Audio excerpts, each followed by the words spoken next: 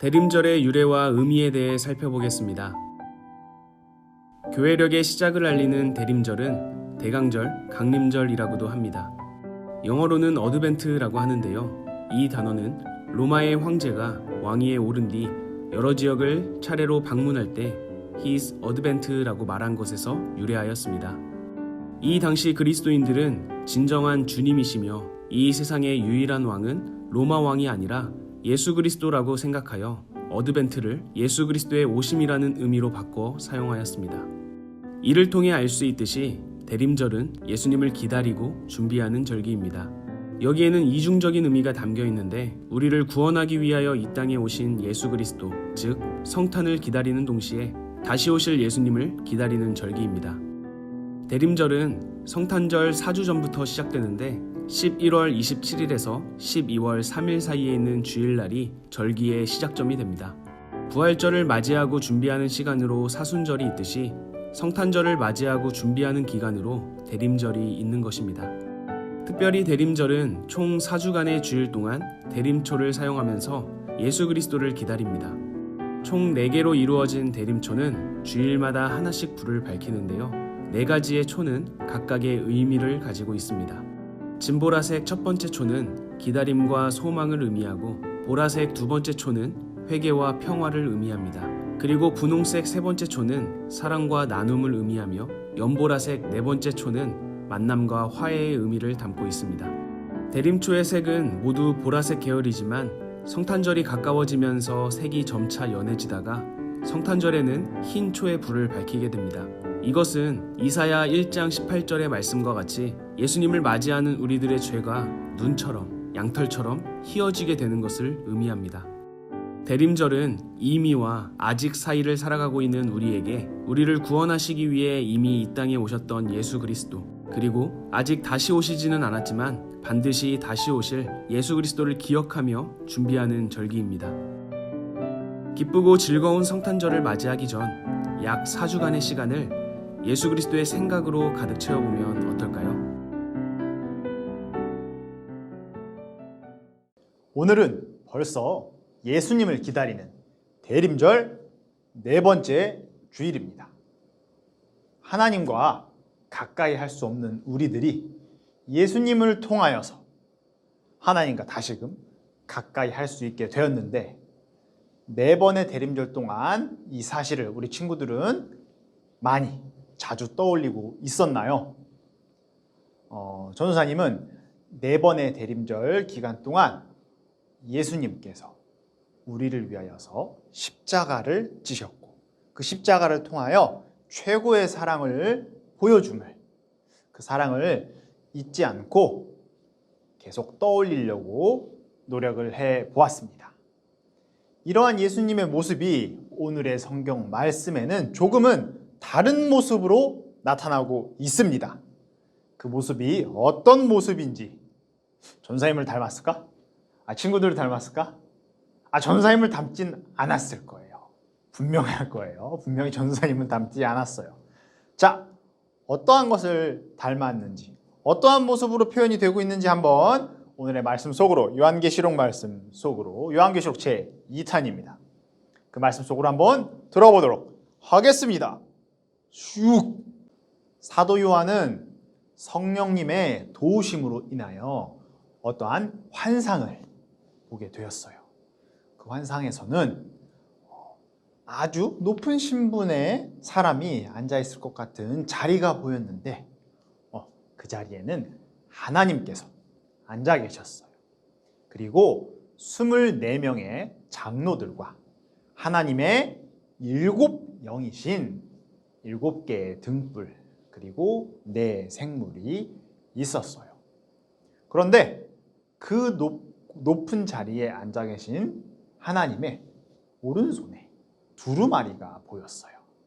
그 두루마리는 아주 소중한 것이 적혀 있는 것 같았고 아주 중요한 소중한 계획들이 적혀 있는 것 같아 보였어요. 사도 요한은 그 안의 내용이 무척 궁금하였어요. 하나님께서 이 세상을 어떻게 이루어 나갈지 궁금하였던 것이겠죠. 하지만 그 두루마리에는 암과 박해 글이 적혀 있었고 7개의 도장이 찍혀 아주 단단하게 봉인되어 있었어요. 혹시나 나쁜 사람이나 사탄이 이 계획을 미리 알고 방해하거나 그 계획을 바꿔버릴 수도 있기 때문에 그것을 막기 위함이었을 거라 생각이 돼요. 한 천사가 말하였어요. 이 봉인을 떼고 두루마리를 펼칠 합당한 자가 누구인가? 고요. 아무런 대답이 없었어요. 사도 요한은 하나님의 계획을 알리고 이루어줄 수 있는 사람이 하늘에도 땅에도 없음을 알고 슬픔에 빠졌어요. 그러자 여러 장로 중 어떤 한 사람이 사도 요한에게 이렇게 말하였어요. 슬퍼하지 마십시오. 유다 지파에서 난 이가 곧 다윗의 뿌리인 이가 하나님의 계획을 실천할 것입니다.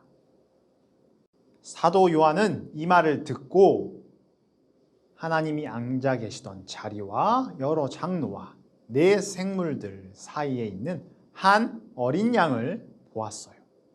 그런데 그 어린 양이 하나님께서 오른손에 가지고 계셨던 그 두루마리를 가지고 가는 것이었어요. 여기서 어린 양은 누구를 가리키고 있는 걸까? 우리 친구들이 이미 눈치를 챘을 거예요. 바로 예수님이세요. 우리의 죄를 위해서 십자가를 지신 예수님인데 하나님의 계획을 이루시기 위해 예수님을 이 땅에 보내주시고 그 계획을 이루신 것이지요. 그리고 부활하셨을 때 우리에게 성령님을 보내주셔서 예수님과 항상 함께 할 수 있는 특별한 권한도 허락해 주셨습니다. 5일이 지나고 나면 하나님의 계획을 이루기 위해 이 땅에 오신 예수님의 탄생일, 예수님의 생일, 성탄절이에요. 하늘의 모든 것을 다 버리시고 낮은 곳으로 이 땅에 오신 예수님을 그 예수님께 감사하는 마음을 가지고 5일의 시간을 우리 친구들이 보냈으면 좋겠어요. 그래서 이 땅에 어떠한 사람들보다 우리 어린이부 유년부 친구들이 이 예수님의 생일, 이 성탄절을 기다리며 기쁜 마음으로 한 주를 보냈으면 좋겠습니다. 하나님의 어린 양이신 예수님을 기억하며 예수님의 생일을 축하하며 감사하는 마음으로 우리 성탄절을 함께 기다려 보았으면 좋겠습니다. 전도사님이 기도하고 오늘 설교를 마칠게요. 두 눈 감고 두 손 모으고 하나님 아버지 감사드립니다.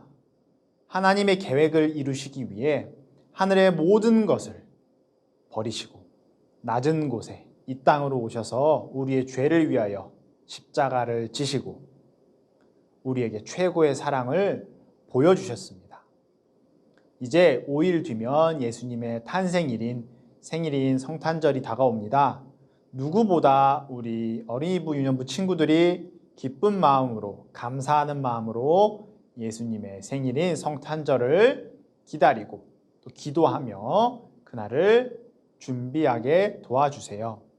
모든 것을 감사드리며 예수님의 이름으로 기도드립니다. 아멘.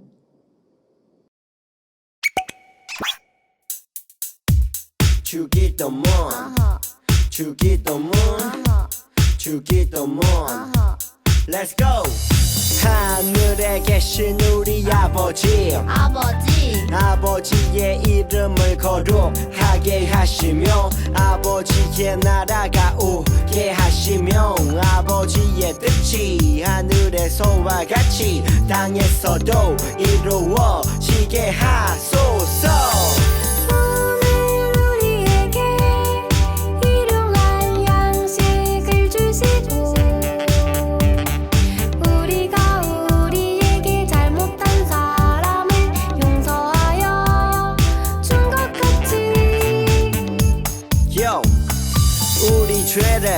용서하여 주시고 우리를 시험에 빠지지 않게 하시고 악에서 구하소서. 나라와 권능과 영광이 영원히 아버지의 것입니다. 나라와 권능과 영광이 영원히 아버지의 것입니다. 아멘. 한 번 더 아멘. 다 같이 아멘. 마무리 아멘. 예수님을 기다리는 대림절 네 번째 주일, 기쁜 마음으로, 감사하는 마음으로 우리 친구들이 하나님께 예배를 올려드렸을 거라 생각됩니다. 광고를 시작할게요. 최대한 빨리 할게요.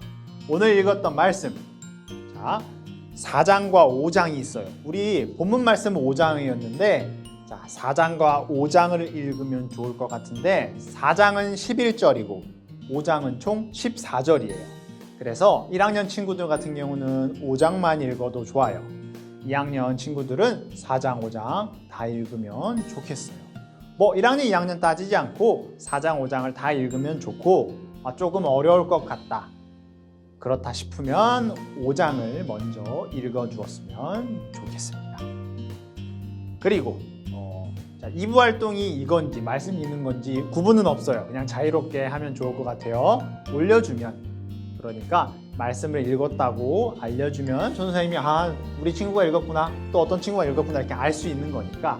자, 두 번째는 말씀과는 관련이 없는 건데 이번 주 그리고 우리 12월 달 들어서 계속 영상 예배로 드리고 있는데 혹시 전도사님에게 전도사님 12월 달에 제가 이런 일을 했는데 이건 좀 자랑하고 싶네요. 전도사님 좀 알고 계시면 좋을 것 같아요. 이런 일이 있으면 우리 부끄러워하지 말고 간단하게 사진도 좋고 영상도 좋고 이렇게 올려주어서 우리가 연말이고 이제 조금 있으면 다 한 살씩 더 먹게 되는데 직접 보지 못하는 게 전도사님이 너무 아쉬워서 한번 그걸 알려주었으면 좋겠습니다. 전도사님은 이 광고 끝나고 전도사님이 요즘 연습하는 게 있어요. 곡을 만드는 걸 연습하고 있는데 전도사님이 배운 건 아니야. 전도사님이 혼자 그냥 막 아이패드랑 건반이랑 가지고 만든 아주 짧은 30초짜리 곡이 있어요. 피아노 곡이고. 그래서 광고 끝나면 전도사님은 이걸 열심히 만들었습니다 하고 보여줄게요. 그러니까 전도사님 거 먼저 보고 친구들도 한번 잘 생각해봐서 주일 오늘 하루 동안 잘 생각해서 이런 게 있었던 것 같아. 그러면 한번 알려주면 우리 서로 나누면서 추억을 이렇게 쌓아갔으면 좋겠습니다. 돌아오는 주 금요일이면 우리 하나님의 아들이신 예수님의 탄생의 성탄절이 돌아와요. 성탄절에도 우리가 예배당에 모이지는 못하지만 이렇게 가정에서 영상으로 부모님과 함께 드리는 그런 예배가 되었으면 좋겠습니다. 그럼 광고는 이제 끝. 전사님 퇴장할 텐데 퇴장 후에 전사님 짤막한 전사님이 만든 곡이 나올 테니까 그것까지 듣고 가시면 좋을 것 같아요. 제목은 없어요. 제목을 아직 만들지 못했어. 왜냐? 30초짜리니까 아직 완성을 다 못했어. 앞부분만 만든 거예요. 사진을 약간 띄워놨는데 그리움? 아니면 보고 싶음도 될 수 있을 것 같고 어떠한 감정을 제목으로 붙이려고 고민 중에 있습니다. 혹시 듣고 제목도 이 제목 좋을 것 같은데요? 그러면 댓글에 한번 추천으로 달아주세요. 전도사님에게 댓글과 좋아요는 아주 구독과 좋아요 구독과 좋아요 아니야. 댓글과 좋아요는 아주 힘을 주는 방법입니다. 농담이에요 친구들.